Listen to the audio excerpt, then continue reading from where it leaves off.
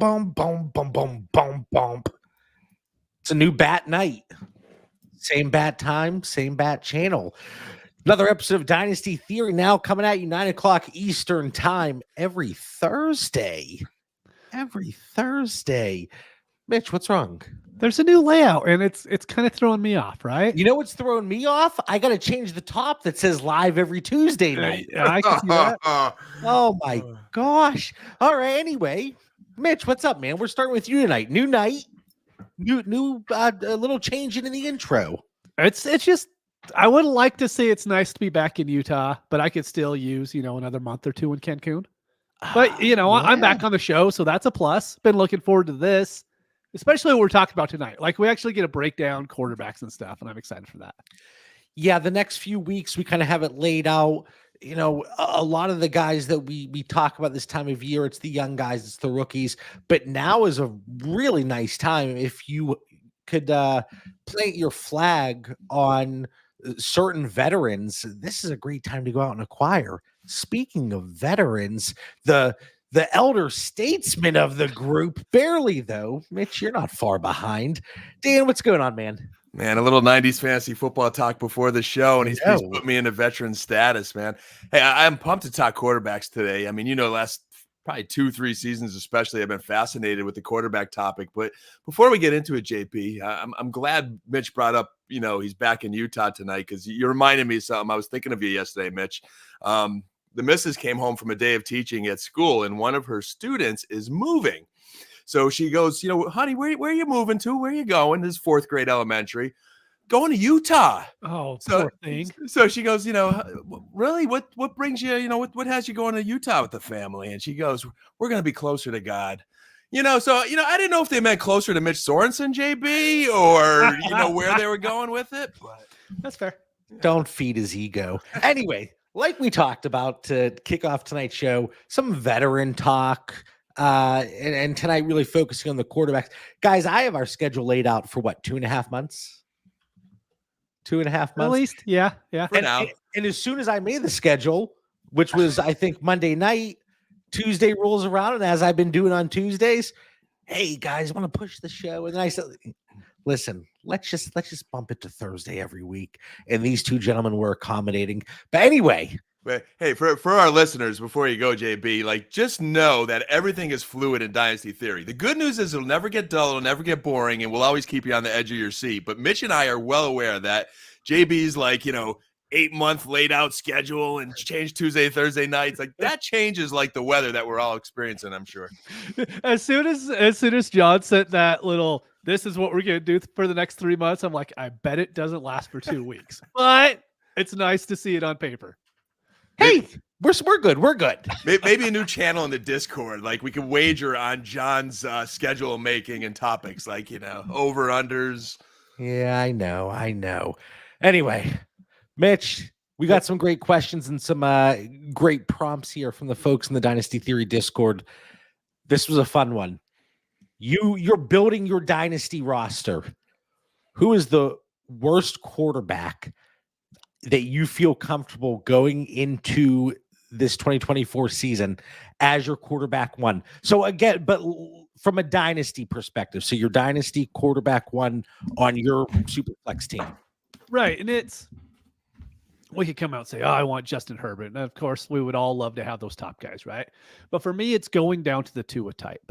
And then for my quarterback one and quarterback two, going down to a Baker Cousins type of level. Because the one thing you'll run into, you could go and you could just have just Baker and Cousins going into next year, right? And you could end up being pretty good and okay, and you could actually last through the season and make the playoffs and have a pretty good year.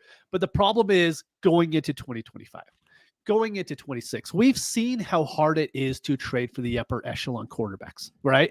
And so if you just continually build these teams with these lower tier quarterbacks, yeah, you'll probably make the playoffs, and yes, maybe you have a chance to win. But if you don't have any of those guys like a Tua who can maybe ascend to a top 7 guy, or just a quarterback, and maybe an Anthony Richardson that we've talked about previously, to where maybe he can ascend there. But if you keep starting off with these lower tier guys, I'll even put Jared Goff in that. Jared Goff doesn't have a chance to be a top 5 dynasty quarterback no matter what he does. And so if you're not getting any of those quarterbacks that can ascend, you're just every year falling that much further behind and that much further behind. Then all of a sudden you're like, oh, wow, I have a huge rebuild on my hands, and you don't have a good quarterback to start rebuilding around. So I just want one good younger type quarterback who I think can still continue to gain value as my quarterback 1. All right. And then going into the quarterback 2 conversation, you mentioned a Baker, a Cousins, somebody like that. And as we typically do, you're going through your answer here, and I'm formulating follow-up questions, but I want to kick it over to Dan first. Same question. You're building your team. You have your roster. Who is the worst quarterback 1 you'd want on your team as your dynasty quarterback 1? I think I'm a little higher than you here, Mitch. My worst quarterback 1 would be Trevor Lawrence. He is my worst quarterback 1. My worst quarterback 2. Now, this I might have went further than you, Mitch. I think I did have Baker as more of like the solid answer. Mm-hmm. But things are going to change this offseason. Some guys are going to get signed. If Mac Jones got a second chance with wide receivers, with an O-line and good coaching, I would take a chance on him as my quarterback too. But I don't know if he'll get that chance. Long. We're 6 minutes in. And I have no idea what John is throwing. I want to be a little controversial tonight. I knew that would get a little razz. But you're going into this season, as things stand right now. It would be Baker. It would be Baker. Baker would be my answer. I am just giving you a little deeper analysis tonight on Dynasty Theory to say at some point in this offseason, there are going to be some surprises. I think someone may take a chance on him. But that wasn't the question. I'm not allowed to think deeper than your question and put some scenarios in there. Something you said, who is your worst quarterback 2 in your dynasty notes? So he is my worst. I am thinking something deeper than the obvious. That's called a quarterback 5. Oh, man, Steve Jobs, had a T-shirt. It said, "Think different." An Apple ad campaign, "Think different." I was trying to think different and not just give a cookie cutter answer on Dynasty Theory tonight.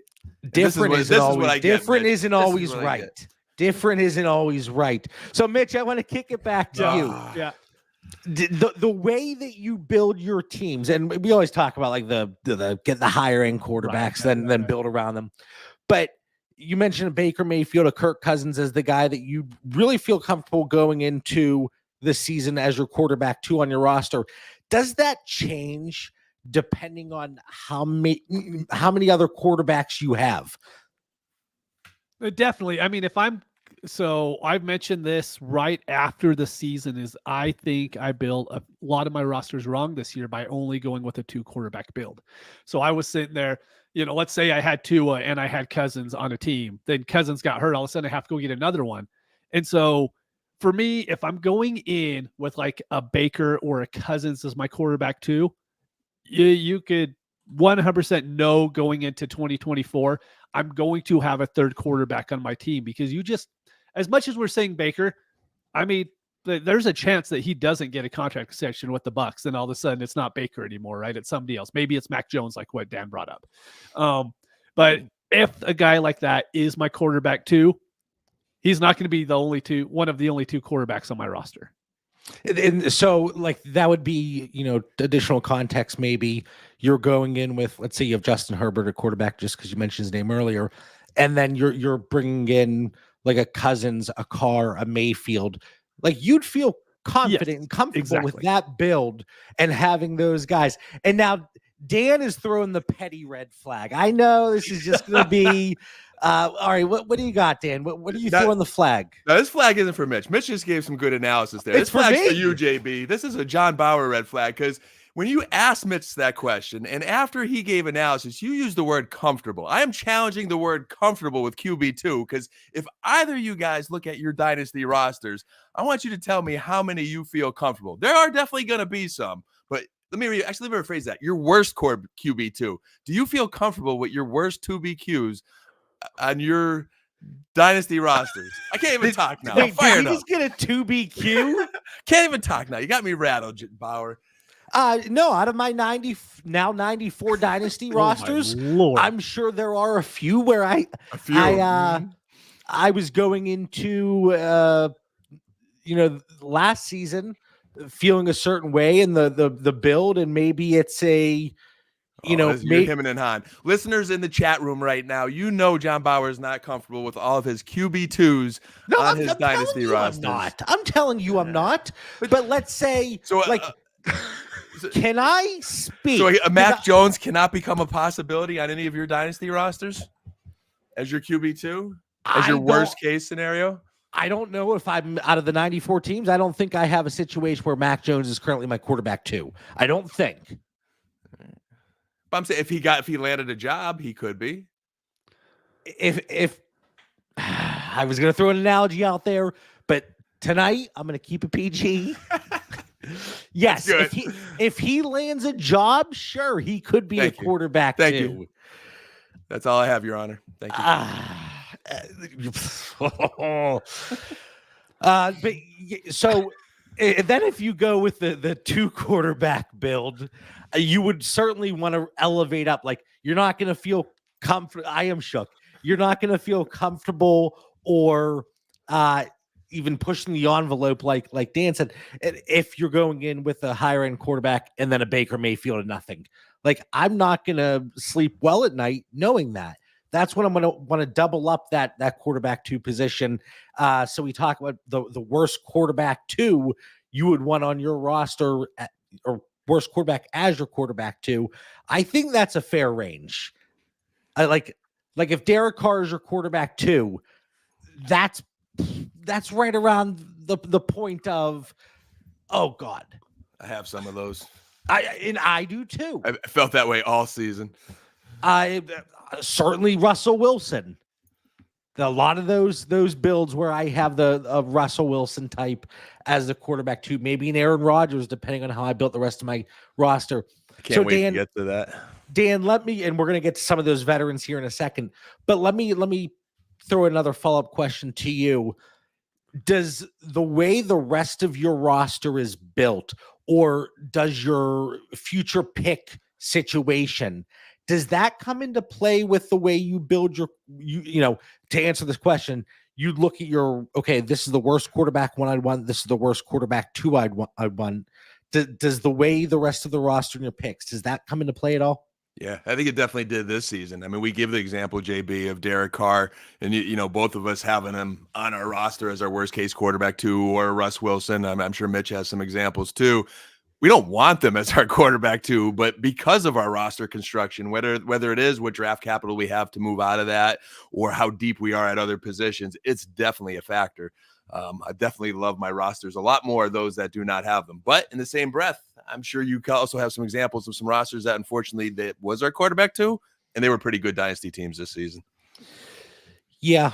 I mean, and there's certainly those teams, like Mitch just said not long ago, that you have more of that veteran presence at quarterback, and until the very end of the season, like you certainly, I mean, even the end of the season, you could have stayed afloat with a Baker, a Carr, and a Russ. But you look at the grand scheme of things, that's not ideally the way you want to build that quarterback room in your dynasty leagues. And answering your questions too, you guys know I've been aggressive and trading a lot of draft picks. So some of those leagues where I would have a Derek Carr, I probably did trade my first to load up at other positions, and I can't trade out of it right now. But I will be aggressive this season where maybe I got my draft picks back, or I'm like, okay, one more year of going through Derek Carr, and then by next year I know I got to fix this quarterback situation. Yeah, and I think if we're going more towards a future build, that's going to be the situations that maybe, it doesn't really matter who my quarterback 2 is. If I'm able to get that stud that to anchor my quarterback room, and if I get the right value, let's just stick with the Bakers, the Carrs, the Russes. Let's move off of all of them, because we're going more towards that future build, and we're looking at the 1 or 2 year outlook. And if the value's right, it truly doesn't matter who my current quarterback 2 is, because I'm really not going to do any damage this year as is. Yeah, totally agree. See a comment from Cole here. Oh man, don't get me going here. Russ to Drake London could be fun. Woo! We're worried about you, JB, when we talk about Russ. I know. Dude, we don't know. even bring him up anymore. We just wait for you to do it at this point. 100%. I mean, we wouldn't be bringing him up if it wasn't for JB. but listen, when we jump on here, when we're in the Discord, yes, it's theoretical, but we are out there in those streets. That we are. We are sometimes living that dream or nightmare, if you will. And it's not just, oh, yeah, I would go pay that, but I'm not in any leagues, or I'm in 3 leagues, and we really don't need to worry about that. Or, whatever. Like this advice, these thoughts, it's based on real life experiences. Yes. And like I said, whether it's a dream or a nightmare, depending on the week you ask me, I have a lot of rust. So I have to bring them up when we talk about some of these situations. All right. This is a fun exercise, and I posted trade polls in the Discord. Got a lot of responses here. And if you're not in the Discord, again, the Discord is completely free. We have the Dynasty Theory Patreon, $5 a month. We have a 1-week free trial. We got the pivot point, which Mitch and I are going to be jumping on live this Sunday morning. We got the Dynasty tiers, cross positional. We got rookies in there, all kind of good stuff. The rookie data. But in our trade polls, whenever they're posted, you got A, B, and then we always have the scale coming in. So a lot of these, the scale kind of, people see it as even. I wanted to try to kind of find that point of indifference where people either thought it was even or it was just a nice split. And Mitch, you dropped a comment in there with my initial trade polls, and you said, if you ask people in the Dynasty Theory community, like, these aren't going to be close, because I try to go off of the market. Like, you look at Fantasy Calc and KTC and trades that have been completed, but it was heavily favored towards the quarterbacks as opposed to late seconds. But anyway. Hey, but also just a little side note for our listeners too, to the point of John like zagging when he said he was going to zig. So in our show notes originally, there was just one question related to these 5 quarterbacks. Now, some of us had to really work today. So luckily, I went into the show notes right before the show, and I saw these trade questions, JB, and the values. So I caught on to the zag, but, Some of us had to work. Why do you think my Tuesdays have been hell? Hey, bubble baths. The show notes changed when I got in tonight. Or they were added. They were expanded. They were expanded. So Matthew Stafford. So real quick, these are the quarterbacks that were brought up. Veteran quarterbacks at their respective value. Who would you be most interested in acquiring here as we head into February, early in the offseason? So right now, Kirk Cousins, quarterback 19 on Fantasy Calc. I want to make sure I go in order. Kirk Cousins, quarterback 19. Matthew Stafford, quarterback 22. Aaron Rodgers, 23. Derek Carr, 24. Russ Wilson, 25. So we're in that veteran range, the early 20s to mid 20 dynasty quarterbacks. Really the range that we talked about. Okay, who would you feel comfortable as your quarterback 2 in that first question? So when we go through these, let's start with Kirk Cousins. And Mitch, I'm going to start with the trade poll, and I want your thoughts on the poll itself, and then just where you're going with Kirk Cousins in general. So all of these 12-team Superflex, 2 PPR for tight end, start 10, and we assume +6, -4 quarterback scoring. Kirk Cousins or the 2024 112. Kirk Cousins got 9 votes. The 112 got 23 votes, and then 7 scales. That's really shocking to me. Wow. Because with Cousins, yeah, he did just get injured, but he's an above average quarterback. And if you could have an above average quarterback as your quarterback 2 in these 12-team leagues, you're so far ahead of everybody else. So I'm more than happy. If I already have 2 quarterbacks and I have the 112, I'm more than happy to send that for Cousins. And I'm going to mix in Stafford too, because to me, they're pretty much the exact same quarterback. It's the exact same trade poll for Stafford. Somehow Stafford got more votes. But for me, they're the exact same guy.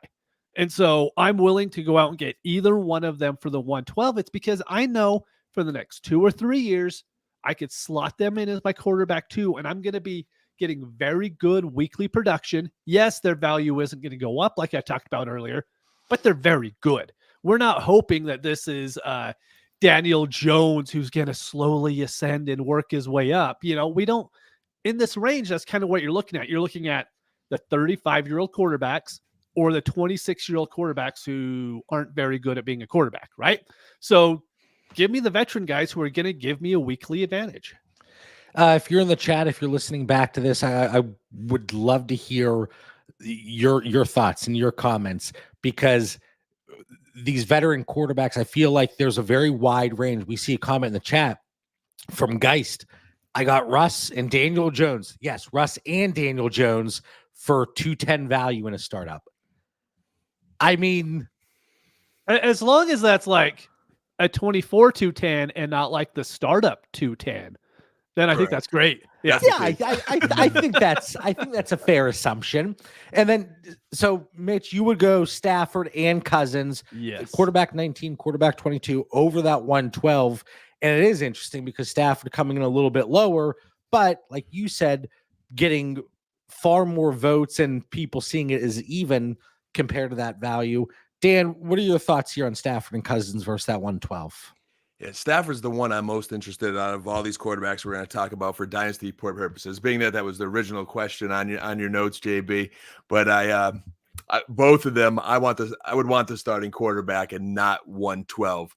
Stafford, I think he's got the best health of everybody right now. He had the best season of everybody, and I think he's going into the best situation. Normally, I don't like these older quarterbacks, but again, I need a starting quarterback. I want to win the league. I want the production. And I kind of looked as 108 actually as my cutoff. Now, I got a lot of studying to do, but I think I'd take Stafford also over 111, 110, maybe 19. I actually don't disagree. I have him here with the 108 and 109. But I mean, based on this poll, especially that, like, our surprised by that poll. But our Discord is a very quarterback-friendly environment, right? And if the vote's going this way, 12 for Stafford, 13 for the 112, 16 even, in a lot of situations, when you go out into the wild, when you go into other leagues, you're going to be able to get him for far less than that 109-ish that we just talked about. So, I mean, there is going to be an opportunity. And again, now is the time you get these discounted veterans if you feel comfortable with any of them. And the initial question is, Dan had to throw it out there, which veteran quarterback at their respective value are you most interested in? So it was Stafford or Cousins. Did you answer that? I'm sorry if you did, Dan. I was Stafford. And then Mitch, you're Stafford. So Stafford quarterback 22, Cousins at quarterback 19 at their respective value. You prefer Stafford, and probably straight up you might prefer Stafford. So B Hart in the chat, Stafford or Penix, Knicks, if they get drafted in the first round of the NFL draft. I have Stafford tiered with, so right now I think it's going to be Knicks if either of them get first round draft capital. I think it's Big Bo. I had Bo was in that range that I was telling you about, JB. I think he does get drafted up there. And I have him. They're the same age, so give me Stafford. Come on. It was pretty close. It's not that far off. And they're all younger than Kenny Pickett, I think. Kid didn't even do anything, and I threw shade. Come on, man. But I have Bo Nix and Matthew Stafford tiered together. I could see build coming into play. Like Mitch said, you have one quarterback that is going to give you production at least over 1 or 2 years. He's not going to rise in value, certainly. But then you have Bo Nix, who's going to be all potential and in the right situation. I don't think Penix does get the first round draft capital. If he does, he'd probably be in that 110 territory for me. 111, 110. It's hard to really push down a first round quarterback too far. If he does get there, I don't think he does, but I would take Stafford over Penix. So Stafford over Cousins and the 112. Well, or the 112. I don't want people to think we're moving Cousins and the 112. Let's clarify. All right, Derek Carr, quarterback 24. Most people prefer the 206 to Derek Carr. Dan, where are you? I'm taking Derek Carr. It's kind of the same philosophy, especially with it going to 206. Normally around 206 in rookie drafts, that's normally around the cutoff where you get that kind of sleeper guy that is a good rookie.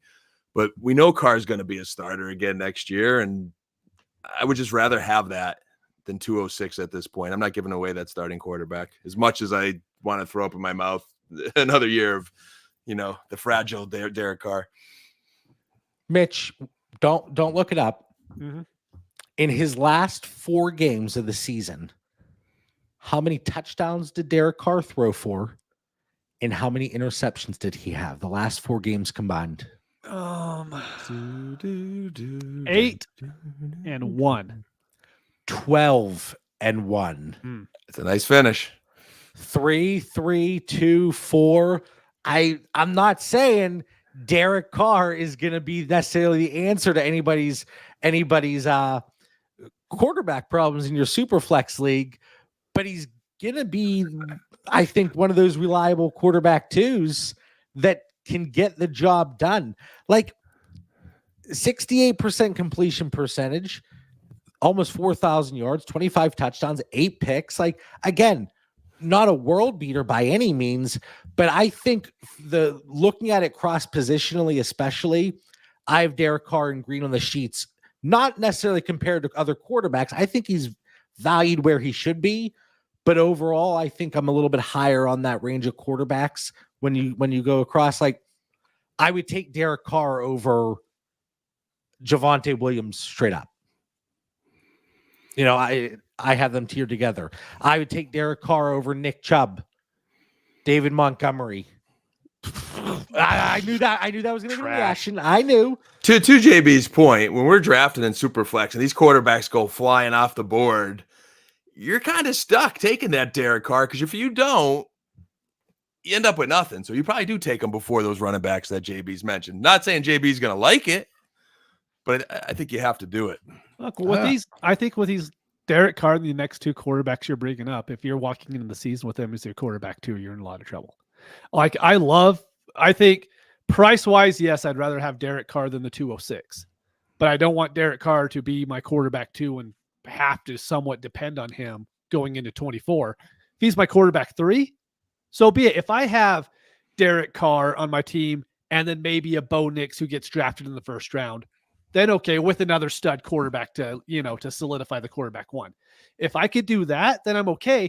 I don't want to depend on starting Derek Carr or the next 2 guys you're going to mention each week. I just have very little faith that they're going to continue to be the starter throughout the full season next year. But Mitch, what? There are guys like me that have traded a lot of draft picks, and I'm stuck with Derek Carr for at least one more season. Fair. So you can't just, take that 206 for him, because then I've only got one quarterback. Yes.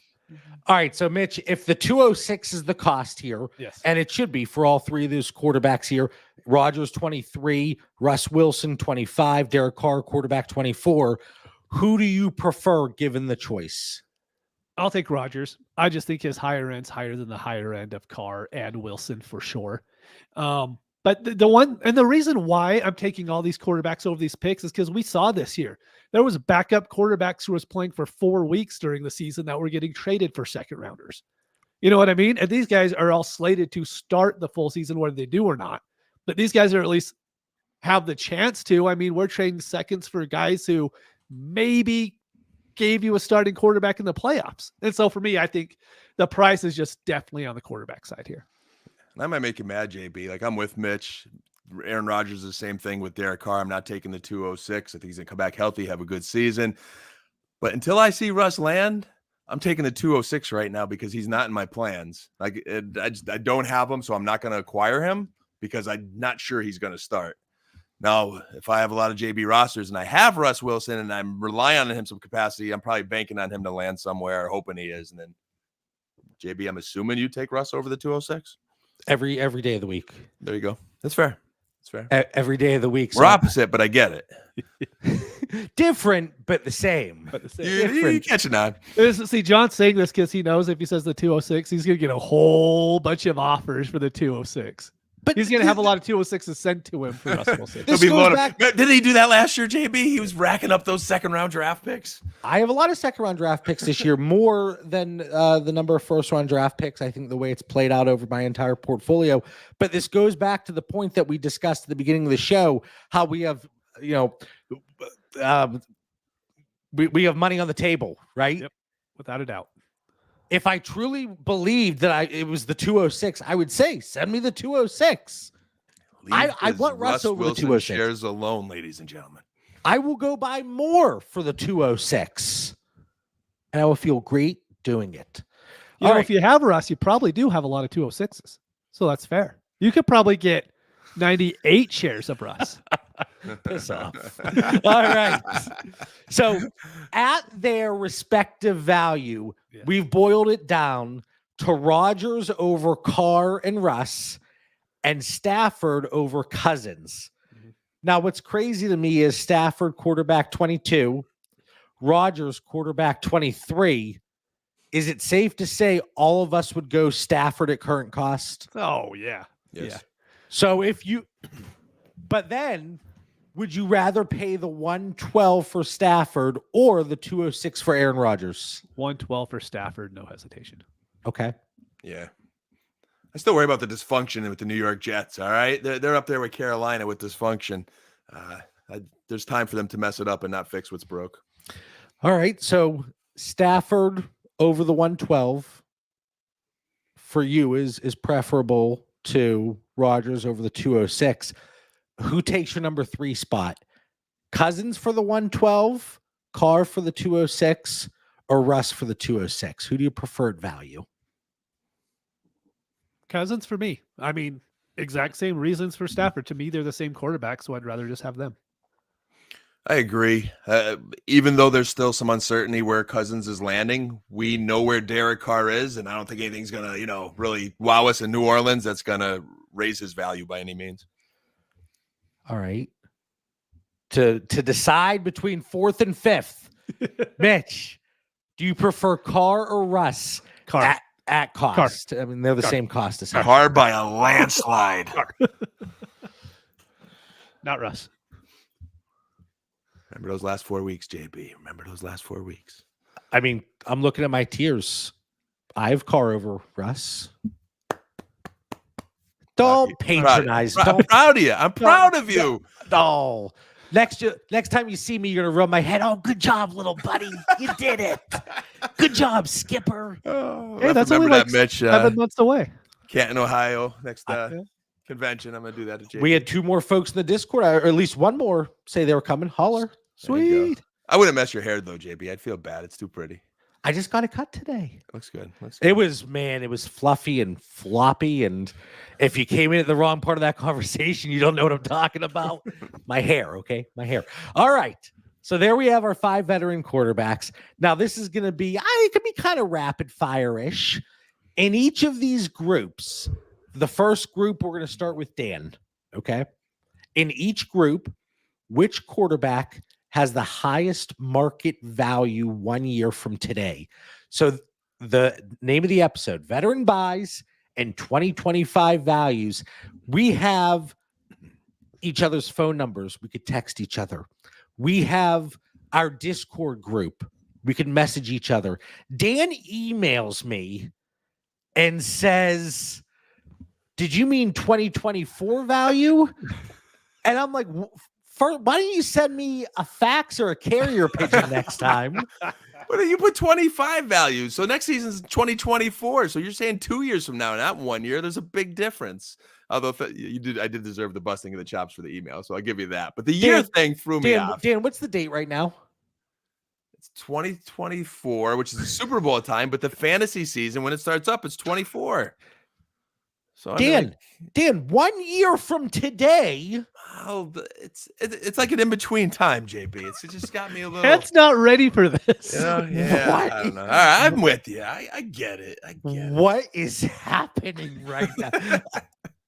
It's been a long week. Listen, students came back to college this week. It's been chaos. Listen, I'm looking directly in the camera right now at everybody. This is my cry for help. This is my cry for help.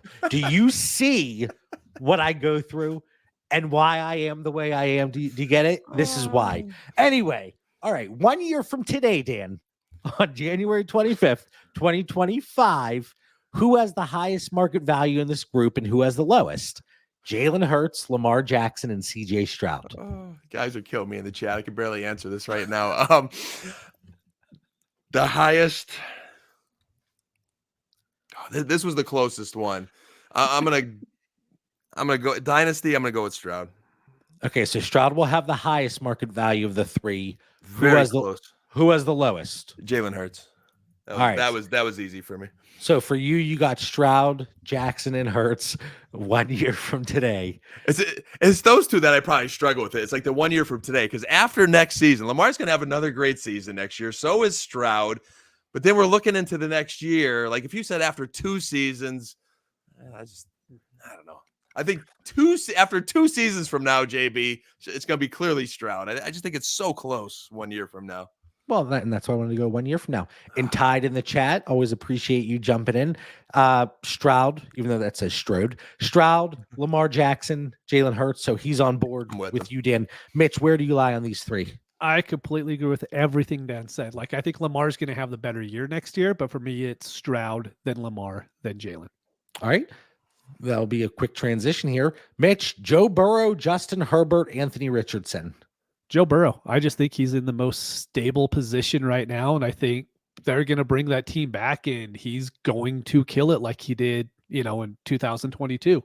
It's definitely not Anthony Richardson for me, and Justin Herbert, I just don't see it yet. And then, so who's the lowest then? Anthony Richardson. All right, so you have Burrow, Herbert, Richardson. Dan, do you agree? I don't.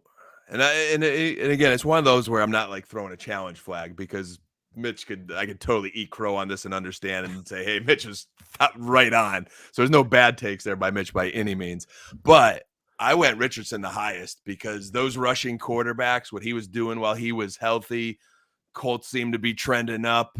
I just think for fantasy with his legs, he's going to be the highest, and he's so young. And then the lowest. Now this answer before it changed today, because I think the Harbaugh factor kicked in.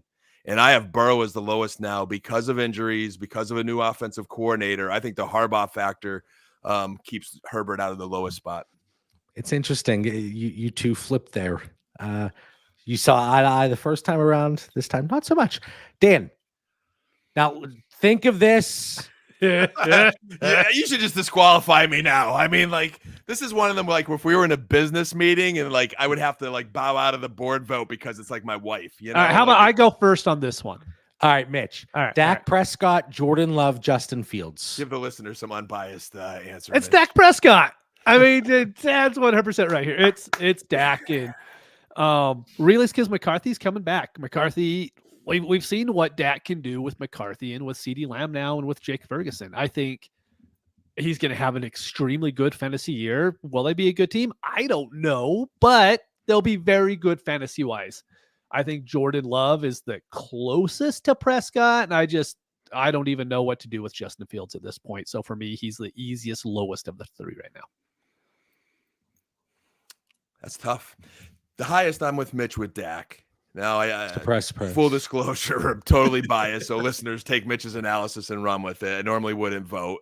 Glass half full, I'm the highest. I'm thinking Dallas is loyal to him and is going to keep him. That's one thing that has to happen. If you're listening to a lot of like the Dallas, like I am right now, listening to all the Dallas talk shows and all that, there's a lot of people saying trade Dak. You know, do you trade him to Atlanta for their 8 and 2 future number ones? Like those things are all swirling and stuff. But I love Dak. I think he's fine. One interesting take on the Cowboys with their coaching is, you guys know I enjoy the GM shuffle with Lombardi. And he took an opposite approach with Dallas and said, like a lot of people say they underachieved, which we all kind of felt that way. You know, the roster makeup was there. They're doing great. But he said they overachieved this year. And I kind of see that. Man, they had some key injuries and still kind of, had a really good season. He had the best season of his career. Lamb, best season of his career. And everyone's like out of him because he played bad for a quarter and a half, 2 quarters of that playoff game. So I think things remain the same with McCarthy and Dak. Dak's the highest. And then the lowest, I'm going to say maybe Jordan Love right now by default. I've kind of hated on Fields in the passing game a little bit, but again, another running quarterback. If he could get good coaching and they do trade him because, the Bears want to get Caleb Williams, maybe Fields lands somewhere good. And, he's still a very appealing fantasy quarterback. For this one, like Justin Fields, he's either going to be the highest or lowest. Yeah. I don't think he's going to be one that kind of floats in that same value that we're currently looking at. He's either going to be, so right now on Fantasy Calc, he's quarterback 15. I think he's either like top 9 or down to 20, 21, 22 a year from today. I don't think it's going to be very unstable, but could be towards the positive end.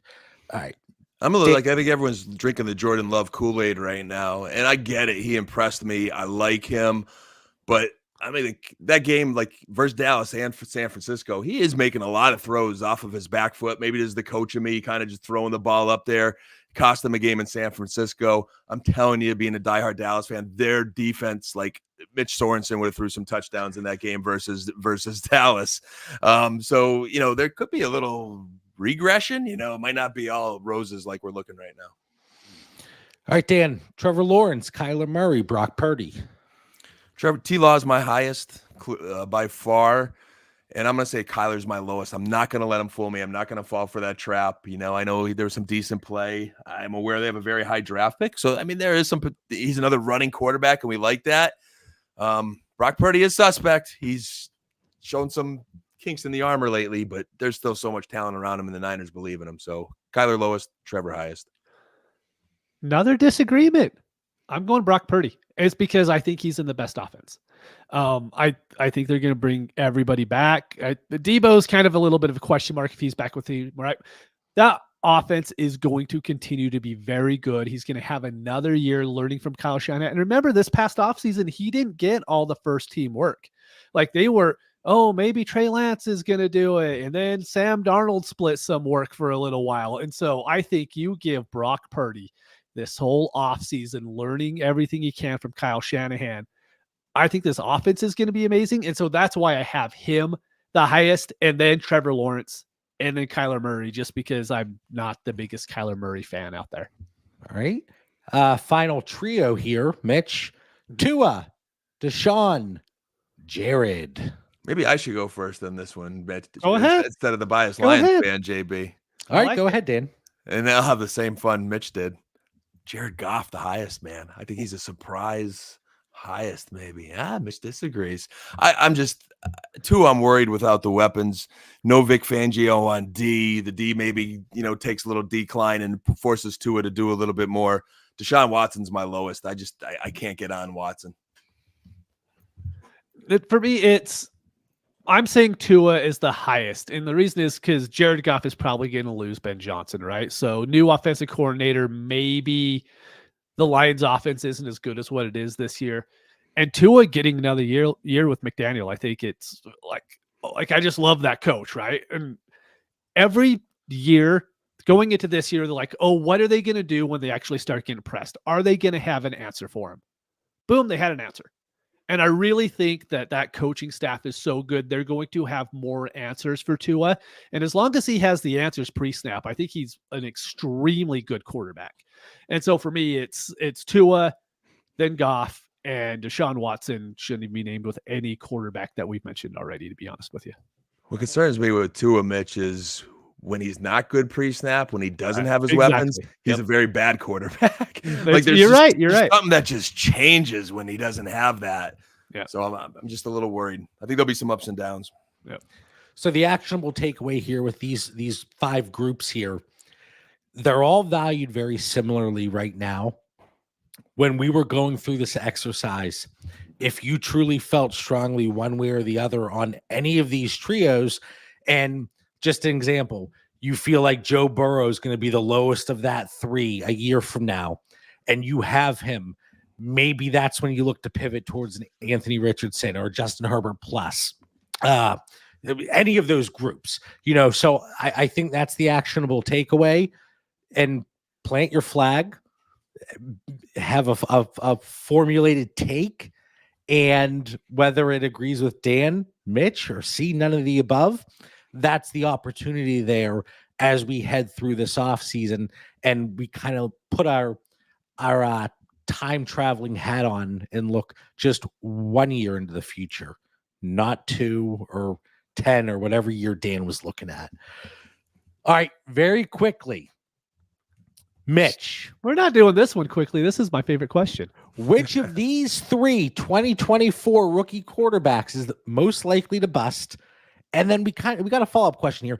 Mm-hmm. How do we avoid this mistake moving forward, a la Zach Wilson? All right. Caleb Williams, Drake May, Jaden Daniels, right now the 1, 2, and 3 in this class for most people. I'm sure there's going to be some contrarians that have some other guys in there. But for this discussion, out of those 3, who's most likely to bust for you? So I've been watching film on all 3 of them. For me, it's Jaden Daniels. Not that I don't like him as a prospect. Let me start with this because he might end up being my second favorite quarterback in this class. But the reason is I think Caleb Williams is ready today to be a quarterback in the NFL, right? Same thing. Drake May, you see his pocket presence and what he does. Jaden Daniels ran the most college offensive of all college offenses right now, right? It's like one look run, or run, and then maybe one look run the next. I mean, there's just watching quarterback play in college right now sucks if you're trying to look at it from an NFL perspective because they're not teaching him anything. Jaden Daniels is by far the best athlete, but I also think the offense that he ran is the least pro ready there is that's coming out right now as far as most of the upper end quarterbacks. So for me, it's just, it says all like Zach Wilson, who came from BYU, who was not ready to be an NFL quarterback week 1. I think Jaden Daniels is probably the closest to that out of these 3. Can I play devil's advocate? And you guys can, I'm not a film guy. We all know that. I'm a spreadsheets guy.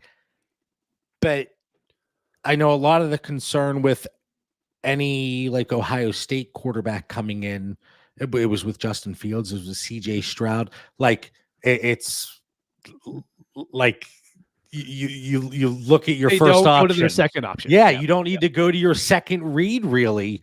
And that's always been a knock on those types of quarterbacks. So how do we differentiate? The one thing I will add on that is because those 2 quarterbacks that came out had an NFL body. I think you look at Jaden Daniels, they say like 205 pounds. I don't think there's a way in the world he's above like 185. But if he comes in and weighs 200 at the combine and then doesn't run, that's going to tell us everything we need to know, right? So for me, I think it's really scary like Anthony Richardson. Like what if their body just isn't big enough? I'm not saying we all know rushing quarterbacks aren't the ones that always get hurt the most, right? But as a rookie and you're not ready to take those hits, then all of a sudden you're getting popped. And we've seen Jaden Daniels like turn into Gumby out there on the field just getting smacked around, right? And so for me, it's just the body type and the kind of offense that he is. But like I said, he could easily end up being my quarterback 2 in this class. I just want to say before we get a comment that Mitch is correct, or maybe it was just misinterpreted on my end. Oh. You talk about the size of the quarterbacks. Anthony Richardson, 6'4", 245. Yeah, but what I was meaning is like how Anthony Richardson, he couldn't finish games because he just, that type of play. But no, like, I don't think Jaden Daniels weighs more than Bryce Young. And that's like the scary thing to me is he is really spindly. And like with his level of play, like I'm really worried about that. Yeah, he's listed at what, 6'4", 210. Yeah, there's no way in the world. They were calling him an athletic freak today or something like that. So it's starting, boys. The hype is starting. Oh, of course. So Dan, out of these 3, who's the most likely to bust? Not saying any of them will bust. Yes. Maybe they're all absolute superstars for years to come in the NFL, but just who's most likely to bust? And then what's something you could give our listeners kind of avoiding that moving forward in future rookie drafts? It's a loaded question, JB. There's a lot going on. I think it's also a pre-draft and it's a post-draft, question and answer. Things could change as we go. I think it's definitely not Caleb Williams. I think he's a superstar. As long as Arthur Smith's not his offensive coordinator, we're going to be excited. I'm telling you, Mitch, the dude's for real. Uh-huh. So he's going to be right up there right away. It would probably be Drake May or Jaden Daniels as the potential bust. Which one I want to pick. Well, it's not Caleb. The only other I know. I mean, my real answer would probably be Bo Nix if he doesn't go to a good spot, but you didn't put him in the choices. So Drake May, I mean, he was a stud, but is last year a sign? That if I'm looking at last year where there was a little decline in play from the season prior, I'd say that, hey, there's a sign I'm looking at where Drake May could be the bust. Jaden Daniels, I'm kind of with Mitch. I mean, everyone's going to want him to be that Anthony Richardson, but he's really a potential boomer bust there. I mean, he's a dual threat guy, so we love that in fantasy, right? So that's going to be very appealing, and he's going to go high, and maybe he goes too high. So, flip a coin on either of those two. How do you avoid the mistake? You guys know I like drafting after the rookie draft. I mean, that's just my preference. I like to know what teams they were going on. So I'm listening to an interview with Mike Mayock, and I feel a little generous tonight, talking about a couple other pods. So after you listen to all your Dynasty theories and you're caught up to date, you could listen to the last Ross Tucker podcast. He had Mike Mayock on there. And I was really curious to listen to Mike Mayock because the last we really heard from him is, him and Gruden leave, and there's all this controversy with the Raiders, and now you got this exciting new hiring with Pierce. But one comment he made in the show was, he's talking about his lessons as a GM, and one other successful management GM guy in the NFL gave him a little bit of advice, and he says, we really only worry about 5-6 teams in the NFL. He goes, because the owners and the coaches of those other teams are going to eliminate themselves. And you think of fantasy football, a lot of our frustrations come from the coaches and the owners doing rockhead things where there's some talented guys that don't really come to fruition to meet our fantasy needs because the Arthur Smiths of the world doing what he does. We could probably list a lot of other coaching and owner examples where they are kind of, crushing some fantasy dreams. So when you watch these guys, I'm watching very closely to who their OC is going to be, who their head coach is going to be, who the owner is. Hey, are they going to give us some sustainability in fantasy production for a long time? So if I'm looking to, the Jets probably should have been our first clue to Zach Wilson. Look at their history. But then you most likely have no CJ Stroud if you're going through that process. Yeah, it was dangerous. That mindset. It's dangerous, but we've got to look for something. We got to hedge or pin on something. Now again, CJ Stroud, when we were having this conversation, the one hope we had was that game film versus Georgia. He played an awesome lights out national championship game, answering a lot of the questions and doubts that we had. I think that, and as Mitch mentioned, that prototype size. Final thoughts. Getting some answers. That was relatively quick. That was a fun question, fun topic. Mitch, we started the show with you. Let's start final thoughts with you for the 231st time. Holy cow. Talking about some veteran buys that we were looking at quarterbacks and then their 2025 values. We'll touch on some running backs next week. So, Mitch, what do you got for our listeners? Just real quick, we didn't talk about it much with these quarterbacks, but Dan was alluding to being a little bit higher on the rushing side of quarter. Like if a quarterback can rush, being a little bit higher on them, right? I mean, quarterback scoring matters so much in the leagues, and it's so important. You have to pay attention to them. Like if we're playing in a 4-point per touchdown passing league, then I'm like, Dan, I want every single rushing quarterback I could get. But if you're playing in one of the 6-point for touchdown one, then all of a sudden I kind of like the passing ones a little bit more, right? So just be very cognizant of the quarterback scoring, even more so than like we talk about half-point PPR and PPR a ton. But quarterback scoring is huge. And so make sure you're paying attention to that, especially joining new startups right now. And when we go through this, typically we talk about the +6, -4. I mean, most of our leagues are the 6-point passing touchdowns. But even within my tiers on that are part of the Dynasty Theory Patreon, like I have that scoring setting typed out there and laid out for everybody. But you do have to make some adjustments based on the scoring, especially going down to 4-point passing touchdowns. We have leagues where quarterbacks, they get the 0.25 point per carry as well. So there are different things that we need to look at. So I think that's a good call out there. Dan, what do you got? Yeah, love Mitch's scoring takes. And I think the last thing I'm looking at before we get to our next episode is we've got 2 coaching vacancies left in Washington and Seattle. the GOAT Belichick's still available. Vrabel's still available. Every Detroit Lion hot commodity coach. I'll make Mitch feel good here, as this is an exciting time for him, man, with the Lions 1 game away from the Super Bowl. But again, I'm trying to find those answers of, what head coaches are going to go there and stabilize their organizations, what OCs are going to be there for that fantasy offense. Again, really excited to see Coach Harbaugh go to the Chargers for Justin Herbert. I think there's a great opportunity for him to take that next step now. Hopefully everybody enjoyed tonight's show. Like I said, we will be back next Thursday, every Thursday moving forward. All right. Until JB says different. Until you get that text from me, hey guys, you're all right with just skipping this week? No. All right, come on, JB, come on, get with the program here. It's the off season. We're gearing up. Let's go. And then I'll update. They'll move The Bachelor to Thursday nights or something. JB will be like, guys, I think I'm going to be tired on Thursdays. We need Tuesdays again. I'm a little sick. All right. Anyway, hopefully you guys enjoy the show. We'll catch a lot of you in the Discord. Conversations going 24/7. We have an absolute blast in there. For Mitch Sorensen, Dan Lamagna, I'm John Bauer. We'll catch everybody next week.